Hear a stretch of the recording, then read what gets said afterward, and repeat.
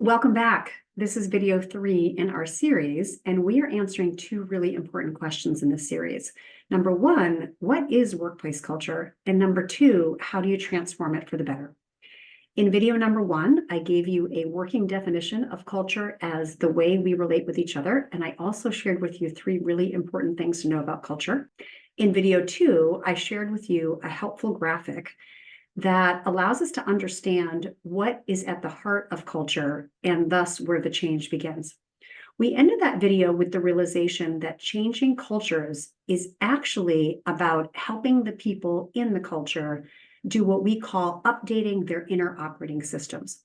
And so today I'm going to talk a little bit more about what we mean when we use the phrase updating our inner operating system. So here's the thing. When you think about the word update, let's say you're updating your kitchen or your wardrobe, or there's an update that is given to you, like with your phone or your laptop. Whenever we update something, what we really mean is that certain things are reduced or discarded because they no longer serve us well. And that makes space for new things that serve us better and that we didn't previously have the opportunity to use. The same thing is true when we update our inner operating systems. What's happening there is we are doing important inner work and allowing ourselves to leave behind ineffective mental processes, decision-making patterns, and ways of relating with each other so that we can make space for more effective mental processes and regulation strategies and ways of relating with other people. Now, because we need to have shared language in order to do this work that we do with our clients, we use a few keywords and key phrases over and over again. And I'm going to share those keywords with you, and this will help us understand further what the work of updating inner operating systems is really about. Here's a graphic that might help. So the word we use to talk about what parts of our inner operating system we are leaving behind is ego. Now, ego is a really loaded word, and the way we use the word in this context simply means that we are operating from a standpoint of proving or protecting. When we're operating from ego and with ego, we are consciously or unconsciously busy proving things to other people, like that we are right or smart or competent, or protecting an image we have of ourselves or that we want other people to have of us. So maybe we're busy preserving a self-image of being a nice person or a funny person. When we're in ego, it's a very natural place to be for humans, but we tend to do unproductive things, especially in relationship with each other. For example, when we're operating from ego, we tend to listen with the intention to reply and to be very focused on what we're going to say next, and often to interrupt people. We also do a lot of telling and being right.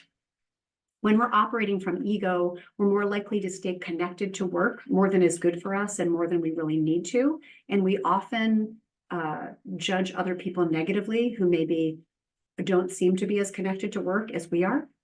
We might avoid conversations that are hard, just kind of avoid them altogether, or when they come up, we might handle them poorly or react defensively.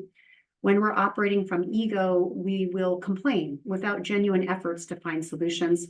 We'll gossip about other people, so we end up talking about other people instead of to them. And again, consciously or unconsciously, we're trying to assert power over people by manipulating or controlling.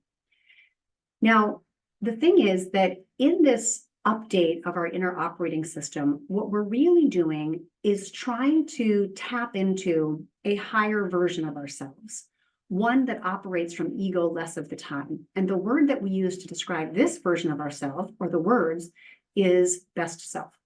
Each of us has a version of ourselves that is the best version we can generate right now. It's the version of ourselves we're most proud of and we know is most effective in the world.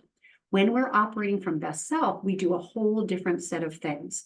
We're more likely to let others speak uninterrupted. We're more likely to listen with the intention to understand. We do a better job of asking powerful questions and staying in curiosity instead of judgment. We might do a better job also of practicing balance and recovery for ourselves and encouraging that in other people.